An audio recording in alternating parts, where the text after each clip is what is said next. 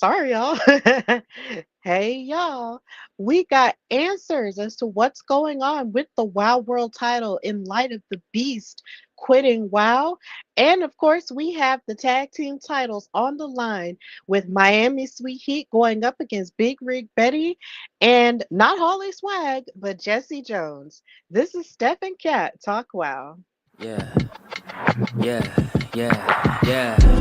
Making her way to the mic. They start dimming the lights. You start feeling alright. From Birmingham, home with the Teddy Longs and the Ruben Studders. More once you discover. For all of the lovers, Whitney Houston and Roman Reigns. For all of the lovers, and Mickey James and Marvin Gaye. For all of the lovers, and Sasha Banks, Janelle Monáe, Silk, Sonic, and Paige. Allow me to say, look, I just found a place, sweet escape. Every one of us, I was kinda late. I just made it off the struggle bus. Walking by the fate, cause I know it's right in front of us. Yo, I ain't with the hate, gotta focus on.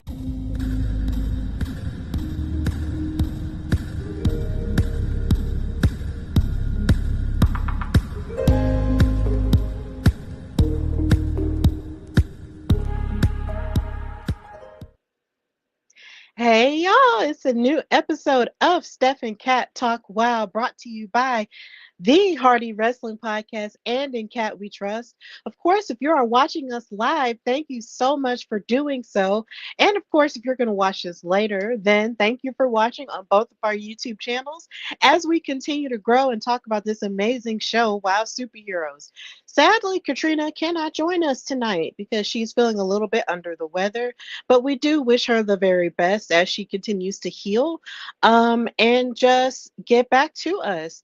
But in the meantime, in between time, you just got me as we go through all the nitty, the gritty, the ups and the downs of what happened on Women of Wrestling this past weekend. Of course, this weekend was November 30th into December 1st. We are in a new month and we are at the end of the year. Can y'all even believe that? The end of the year? Where is time going? But yeah, 2024 has been an insane year, and I'm more than sure me and Kat are going to talk about our favorite wow moments of 2024. And also, if you have not already, if you follow me on social media at Queen Steph Hardy and at the Hardy Wrestling Podcast, you will see I share clips of our past interviews. So if you see those, share those, like them, and check them out if you have the opportunity. And we're just going to continue to keep the ride going as we get ready to go into 2025. But yeah, y'all are not here to talk about the future. You are here to talk about, well, the next year.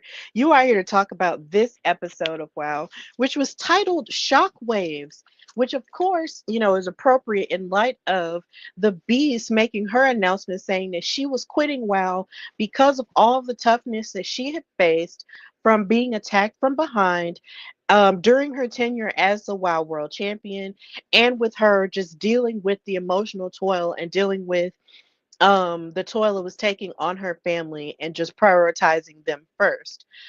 So in this episode, David McLane started by announcing that since the Beast quit WoW, the WoW World title is now officially vacant, which means they are going back to their roots and and making the women participate in a battle royale to determine who will be the next WoW World Champion. And after this announcement, they showed a clip of one of the very first episodes of WoW. Women of Wrestling, as they had a battle royale to determine their very first WoW World Champion, who turned out to be Terry Gold. And it was really interesting to see and go back in time and look at how WoW looked back then. It looked like the average crowd that you would see almost at a TNA show, but all of those fans looked really excited to see that back then. So they are going back to their roots and they're having a battle royale. So, in the midst of the announcement of this battle royale, they announced that there would be qualifying matches to determine who would be in it. And at first they said maybe it was going to be 20 women, but then they said it was going to be 12 women. So, we'll keep y'all posted on how many women are going to be in this battle royale. But in this episode, we had the debut of a new WoW superhero in the form of Miranda Mirage. But of course, they call her Magnificent Miranda Mirage. So we're going to call her M to the third power for short, going up against Xena Phoenix to start the show. So because this was her debut, she decided to pop up with this beautiful, gorgeous cape that she had on, which sort of gives off the impression of, well, that's not her, that's Xena Phoenix. But Miranda Mirage had on this beautiful cape, which sort of puts you in the minds of playing cards, because she used to be an assistant for a magician since she hails from Las Vegas, Nevada. And she wanted to stand on her own and be her own superstar. So now this is her way of doing that through magic and through wrestling. So, she made a promo by saying, "Ladies and gentlemen, I have plenty of tricks up my sleeve. Only a performer as magnificent as I can I'm sorry, can own the stage and dominate in the ring at the same time. So, superheroes, beware. If you plan on facing me, I will make you disappear." So, I'm wondering if we're going to see more magician tricks from her even as she's wrestling. But she made a pretty good impression with her in ring ability. She had lots of agility and flexibility as she was going up against Xena Phoenix, who is definitely a ground and pound diva. Um, she was very impressive with her Northern Lights suplex and with her legs and her leg work and a lot of her kicking. She's a very slender woman. So with that, she was able to move quickly and also hit lots of kicks as she was trying to take down Xena Phoenix. And she hit a scorpion kick that was called the Trickster Twister scorpion kick onto Xena Phoenix. That was very impressive. And then at one point, she even hit a split on top of Xena Phoenix on the ropes, and that was very cool.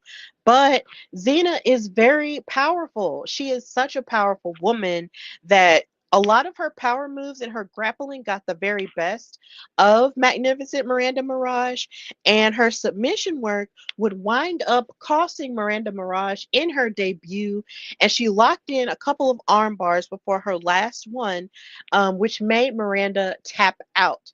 So now Xena Phoenix is the first participant in the Battle Royale to determine the new Wild World Champion, and she made a really magnificent impression here to get to put her hat in the ring to be the next WoW World Champion. Now, of course, this sort of feeds into the notion that me and Katrina have where a lot of women debut on WoW and don't necessarily win. And Miranda definitely fell victim to that. But at the same time, to watch Xena, who was one of the first women to actually win her debut in this iteration was WoW, was just really interesting. And then she won this match. So she really is starting. She's starting in a powerful way. And she is definitely on my list to be the next Wild World Champion simply because she just has the total package. She looks great. She's really strong. She's ground and pound, and she'll give you a tough time in the ring. So I feel like Xena Phoenix is probably one of the best choices to be the next Wild World Champion. But of course, we do have to wait and see. So this was a really good and solid opening for this episode. So yeah, she's the first participant in the Battle Royale.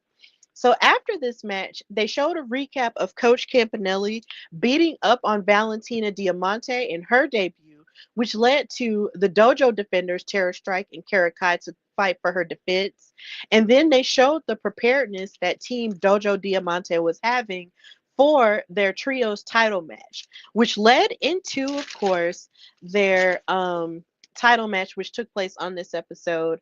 So, yeah, it was really cool to see Team Dojo Diamante be on one accord as they proceeded to prepare to fight a team like Top Tier. Because y'all know, since Top Tier are the first ever World Trios champions, they're going to hold on to those titles with an iron fist and with a grip. Like, you'll have to kill them in order to get it off them. But a brawl started this match off. Like, Team Dojo Diamante was not here to play games with Top Tier, because Top Tier has this really bad habit of underestimating everybody they face. And they proceeded to start brawling with them to start off the match. Kara Kai was lighting up Coach Campanelli with a number of kicks and a hurricanrana from the top rope. But Gloria Glitter and Terra Strike went punch for punch in the corner of the ring. And then Top Tier proceeded to take full advantage of their frequent tag game that they love to take advantage of.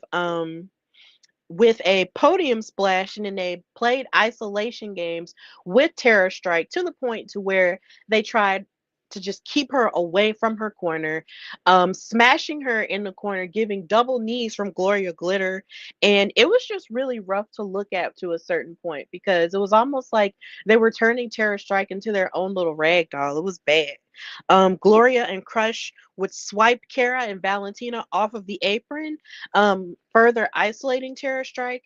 And eventually, Valentina would tag in, but as she tagged in to try to save the match, all members of Top Tier would attack her, and then Crush gave a suplex to Valentina and proceeded to retain the Wild Trios titles. And as they celebrated, they were really happy about that. And Coach Campanelli decided to cut a promo saying how they had been training in the gym and sharpening their skills because lately, with that last tag team match they had against the Dojo Defenders, they lost, and Coach didn't like that. So with her making them go back to the drawing board and train, they sharpened their skills, which allowed them to retain the title. But most notably, when Crush tried to weigh in on the microphone, Coach snatched the microphone away from her and said, you're still on probation, so you don't get to talk. And she continued the promo, and they did their Top Tier symbol and held the titles in triumph. So these ladies are still the Wild Trios champions, but there's a little bit of dissension, which is pretty normal and par for the course coming from Coach Campanelli. And it's also very ironic that this is how it's happening, considering the way she left Team Spirit was because she did not like um, her students underneath her like having so much autonomy over themselves. Now it's almost like that negativity is now showing itself with her new team, Top Tier.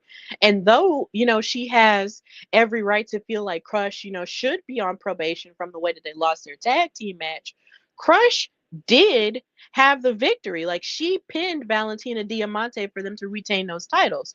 So, and she gave that suplex, which led to that victory. So maybe she could have cut her a little bit of slack and let her say something. But Coach Campanelli really is the type of girl who will just be like, look, I'm the one in charge. I'm the big eye. You need to be quiet. And it's really, really stressful. And it makes me wonder if Top Tier will even last to a certain point, because Coach really is anal about having all the control in that group. Like, she's just like, no, like, I'm the one in charge. You need to listen to me. You know, I'm the one running these plays. You need to be quiet. Kind of like somebody else in wrestling we know who decided to hurt people's feelings, but we're going to leave that for another day. Um, so either way, Top Tier retained the Wild Trios championships, even though the team Dojo Diamante gave it a really good effort. They lost. So you hate to see it, but this is where we're at. So after that, we had another WoW debut in the form of Vicious Veronica Varoom, V to the third power, versus Tiki Chamorro, our favorite island girl from Guam. Now, they told us a little bit about Vicious Veronica Varoom. She is from Queens, New York, and she also participates in roller derby. And for those who might not be as familiar with roller derby, that's like the sport where you're, of course, you're roller skating around in a circle, and essentially you're trying to pass the opposite team while also tackling the other team and keeping them from catching up with you with different tricks and stuff. So if you've watched the movie from like the 2010s called Whip It with Elliot Page and Drew Barrymore, that's what that movie was about. It was about roller derby in Texas. And a lot of people might not pay it that much attention, but it is a very entertaining sport and lots of women participate in it. So I thought it was very interesting to see a wrestler who had a past in roller derby participating in this. Like, I thought this was really cool because roller derby is a tough sport. So to apply that toughness to wrestling is almost like a match made in heaven. So she's from Queens, New York, but she lives in Los Angeles, and she also doubles as a comedian. So if you follow WoW Superheroes on social media and see pictures of her, you might find um her other persona in real life and see her comedian work there. But yeah, she has a very tough exterior. She likes to talk trash and stick her tongue out at you. And it was very different from our sweetie pie, Tiki Chamorro, who of course we know that you cannot underestimate because she's tough as well with her rugby background. But it seemed like Vicious Veronica Varoom had a point to prove. Because even as Tiki was fighting with a clothesline, series 2 V to the third power, Veronica decided that she was going to come in hot and start brawling and tackling with Tiki, stomping her chest in and giving her a body slam. And she even gave her a camel clutch, um, like Miro, if you watch AEW or if you watch WWE when he was Rusev. Like, this is essentially what she was doing to Tiki Jamar. And I was like, oh my God, girl, what the heck? It was really, really crazy. And at one point, Tiki even tried to pounce her a la Willow Nightingale, but Vicious Veronica Varoom decided to take an underhanded approach and rake the eyes of Tiki and grabbed her tights with the pin and win her WoW debut. So it looks like we have two women this season who have won their WoW debut, Xena Phoenix and Vicious Veronica Varoom. So this was an amazing debut. Her personality definitely shined through here, but she cut a promo saying, oh my gosh, these pictures. Sorry, y'all. She cut a promo saying, "Say my name again, lady." Um, she said, "Looks like Lilo's gonna need some stitches." Now I'm not gonna lie. When she said that, I did not like that at all because first of all, you're making it seem to say a line like that just felt really egregious because why in the world would you say Lilo's going to need some stitch? Because mind you, Lilo may be Pacific Islander, but there's a difference. Lilo is Hawaiian. Tiki is from Guam. Why are we saying lines like this in 2024? Stop it. Either way, that was really disrespectful. She said, "Yo, all you whack fools better pay respect to New York's finest. No matter who gets in my way, I will annihilate, intoxicate, and obliterate anybody who gets in my way." Gotta love the rhyme. "You will remember this face and you will remember the name Vicious Veronica Varoom because I am the show." So, like I said, she gave a really extreme but really great impression in her first match here, and I can't wait to see who she goes up against next time because there are a lot of clashing attitudes in WoW, and I feel like her attitude clashing with so many others really might be a bit rough, but I'm interested to see where it goes as the season goes on. But Miss Ma'am really did make a good impression, so big ups to her for that. So, before we get to our main event, they did show a recap of the custody of Holly Swag match between Big Rig Betty and Jesse Jones and Miami Sweet Heat, which led to Holly Swag ultimately joining the Fab Four and turning on her mother. So, they did make an announcement saying that that a lot of the women on WoW that we've become familiar with will be on the next episode, and they left that kind of vague. So I can't really make an announcement to talk about what matches you have to look forward to this weekend. All I can tell you is, like I tell you every week, watch the show. If you love women's wrestling, watch the show. Okay. So all the girls gonna be there. Like it's high stakes at this point because everybody and their mama wants to stake their claim for the Wild World title. So watch this episode coming this weekend. So we go to the last match, the main event for the Wild Tag Team Championship with Miami Sweet Heat, Lindsey and Laurie Carlson, going up against Jesse Jones and Big Rig Betty, who have dubbed themselves Big Rigs and Bourbon. And of course, they have been a tag team outside of WoW before, so they're very familiar with working together. So this isn't really like a new thing that they just decided to come up with for the show. They really have been a tag team together. And I believe that they were trained by the same person in Tracy Smothers, who David made reference to at the end of this match. So big ups to him, rest in peace to him. Um, but yeah, and of course, there were even more high stakes with this match because if Jesse and Betty lost this match, they would have to return to their home states of Kentucky and Tennessee. Um, and as a person who's been through Tennessee and spent time in Tennessee and also lived in Kentucky for 5 years, those aren't necessarily bad places to be. Especially Kentucky. Big ups to Berea College. I love that place. It helped raise me. So I honestly feel like if Jessie had to go back to Kentucky, then that wouldn't necessarily be the worst thing. But, and I don't mean that as shade, I mean that as I love Kentucky. But of course, these two wanted to take the titles for themselves and win. So let's talk about how this match went, shall we? These two women came in, and it was really emotional for Big Rig Betty. As you can see, she kept reaching at Holly Swag, who sort of kept teasing her a bit because she was just very emotional about the fact that her daughter would stab her in the back, as any mother would. They both wanted to reach for her multiple times, but they had to control themselves. The referee had to break them up.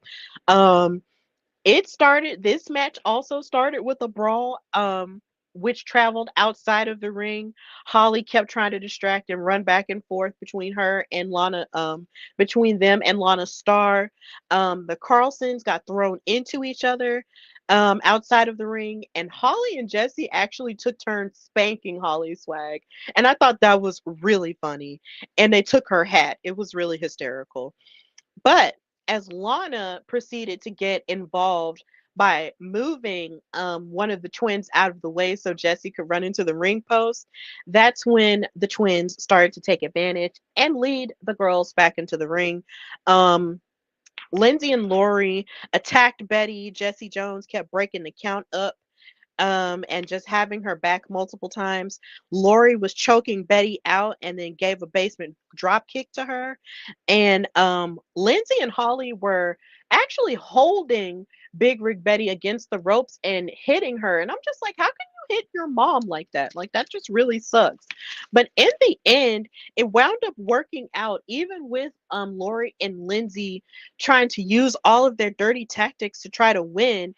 Um, Even using Holly Swag and her sock of rocks, her sock full of rocks that she tried to hit onto Jessie Jones, she ducked it and she wound up hitting Laurie in the head. And Betty took the pin for her team, and they wound up winning the Wild Tag Team titles.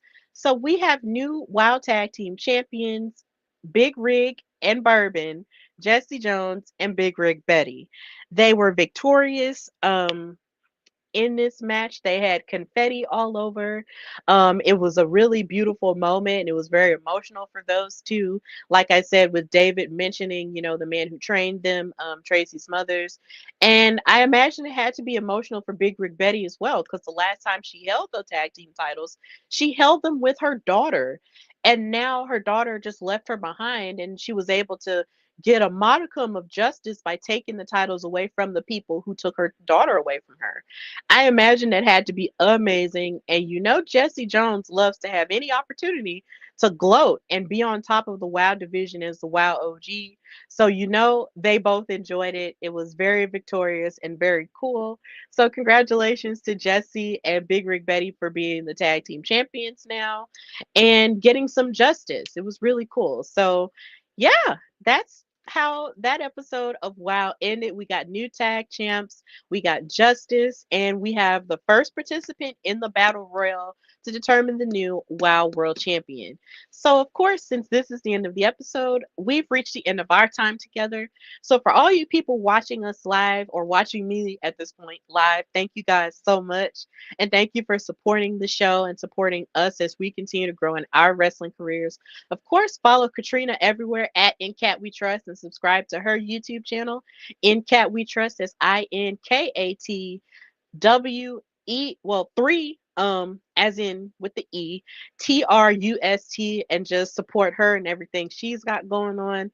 And of course, you can follow me, your girl Stephanie Hardy, on Instagram and X/Twitter at Queen Steph Hardy. Follow my show, The Hardy Wrestling Podcast, on Instagram at Hardy Wrestling Podcast, and on Twitter/X at Hardy WrestlePod. And subscribe to my YouTube channel, The Hardy Wrestling Podcast, and click the bell to subscribe and also be notified every time a new episode comes up or anytime I go live, just like with this. And check out my new episode that I will have coming out tomorrow. I will be going live tomorrow to talk about everything that happened in wrestling this week, including that New Day turn, because I have a lot of feelings. So please check that out and also read my articles on Daily DDT. I have a new article out on the top 5 CM Punk moments of 2024. I had a lot of fun writing that one, and just check out all of my work as a whole. So, of course, this has been Steph and Cat Talk Wow, brought to you by the Hardy Wrestling Podcast and In Cat We Trust. Please support all women's wrestling and definitely support WoW Superheroes. Go on wowe.com and find out where it comes on for you by typing in your zip code. Buy their merchandise at Pro Wrestling Tees and also at Amazon.com, and buy some Christmas gifts for the women's wrestling fan in your life, as well as subscribe to their YouTube channel so you can see their YouTube videos every time they post. And just continue to support the ladies of WoW and just women's wrestling as a whole, because it's growing more and more each year and each month.